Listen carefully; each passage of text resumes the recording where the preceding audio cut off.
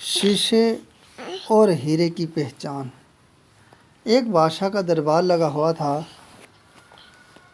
چونکہ سردی کا دن تھا اس لیے بادشاہ کا دربار کھلے میدان میں ہی لگا ہوا تھا۔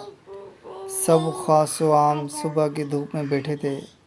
بادشاہ کے تخت کے سامنے ایک میز تھی اور اس پر کچھ قیمتی اشیاء رکھی تھی۔ وزیر، مشیر اور امراء وغیرہ سب دربار میں بیٹھے تھے۔ بادشاہ کے خاندان کے دیگر افراد بھی موجود تھے۔ اسی وقت ایک شخص آیا اور دربار میں داخلے کی اجازت چاہی۔ اجازت مل گئی تو اس نے کہا کہ میرے پاس 2 اشیاء ہیں۔ میں ہر ملک کے بادشاہ کے پاس گیا ہوں اور اپنی اشیاء کو بادشاہ کے سامنے رکھتا ہوں، پر کوئی فرق جان نہیں پاتا۔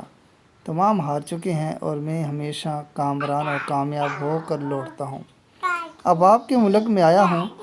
بادشاہ نے کہا کیا اشیاء ہیں؟ تو اس نے دونوں اشیاء بادشاہ کے سامنے میز پر رکھ دی۔ وہ دونوں اشیاء دکھنے میں بالکل ایک جیسی، جسامت یکساں، رنگ یکساں چمک، گویا کہ یہ دونوں اشیاء ایک دوسرے کی نقل محسوس ہوتی تھی۔ بادشاہ نے کہا یہ دونوں اشیاء تو بالکل ایک جیسی ہیں۔ اس شخص نے کہا جی ہاں، دکھائی تو ایک جیسی دیتی ہیں۔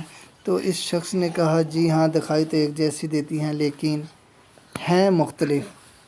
اس پر دکھائی تو ایک جیسی دیتی ہیں لیکن ہیں مختلف۔ اس میں سے ایک ہے بہت قیمتی ہیرا اور ایک ہے شیشہ۔ بظاہر یہ دونوں ایک دوسرے سے ہیں، کوئی آج تک یہ نہیں پہچان سکا کہ کون سا ہیرا ہے اور کون سا شیشہ۔ اگر کوئی صحیح پہچان گیا اور میں ہار گیا تو یہ قیمتی اشیاء آپ کا ہو جائے گا، لیکن شرط یہ ہے کہ اگر کوئی پہچان نہیں پایا تو اس ہیرے کی جو قیمت ہے اتنی رقم آپ کو مجھے بطور انعام دینی ہوگی۔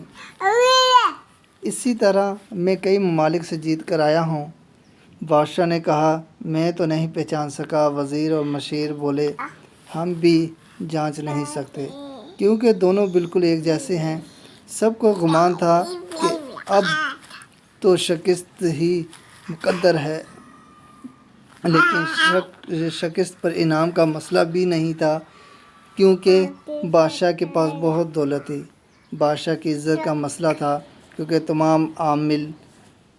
تمام عالم میں یہ مشہور تھا کہ بادشاہ اور اس کی رعایا بہت ذہین اور اس طرح کی سب کی ہوتی ہے۔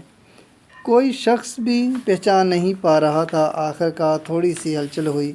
ایک نابینا شخص ہاتھ میں لاٹھی لے کر اٹھا۔ اس نے کہا مجھے بادشاہ کے پاس لے چلو، میں نے تمام باتیں سنی ہیں اور یہ بھی سنا ہے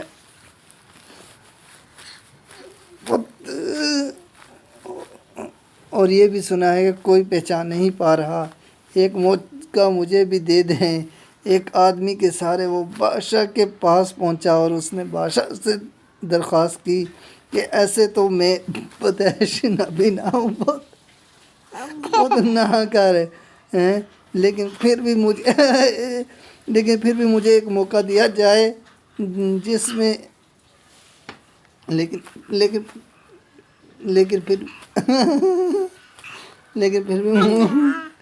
پھر بھی مجھے ایک موقع دیا جائے جس میں بھی میں ایک بار اپنی ذہانت کو جان سکوں اور ہو سکتا ہے کہ کامیاب بھی ہو جاؤں، اور اگر کامیاب نہ بھی ہوا تو ویسے بھی آپ تو ہارے ہوئے ہیں۔ بادشاہ کو محسوس ہوا کہ اس سے موقع دینے میں کیا حرج ہے۔ بادشاہ نے کہا ٹھیک ہے، اس نابینا شخص کو دونوں چیزیں چھونے کے لیے دے دی جائیں۔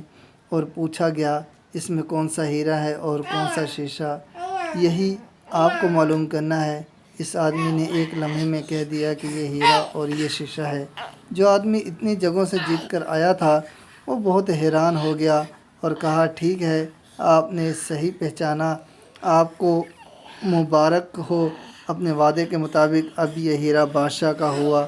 تمام لوگ بہت حیران ہوئے کہ ایک نابینا شخص نے کیسے جانچ لیا کہ اصل ہیرا کون سا ہے، اور سب نے یہی سوال اس نابینا شخص سے کیا۔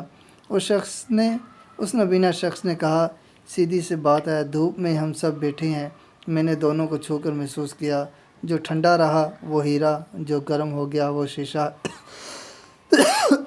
اسی طرح زندگی میں بھی جو شخص سخت اور مشکل حالات میں گرم ہو جائے اور حالات کا سامنا نہ کر سکے، وہ شیشے کی مانند ہے، اور جو تمام حالات میں ٹھنڈا رہے اور وہ ہیرے کی مانند ہے۔ آزمائش ان کے لیے ہوتی ہیں جنہیں اللہ چاہتا ہے، اور صبر وہ کرتے ہیں جنہیں اللہ سے محبت ہوتی ہے۔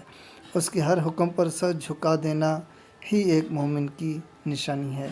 کہہ دو میرے ان بندوں سے جنہیں حالات ناممکن لگ رہے ہیں، میں ہر شے پر قدرت رکھنے والا ہوں۔ قرآن کی یہ آیت کا ایک ترجمہ تھا، پارہ نمبر 1 اور آیت نمبر 35۔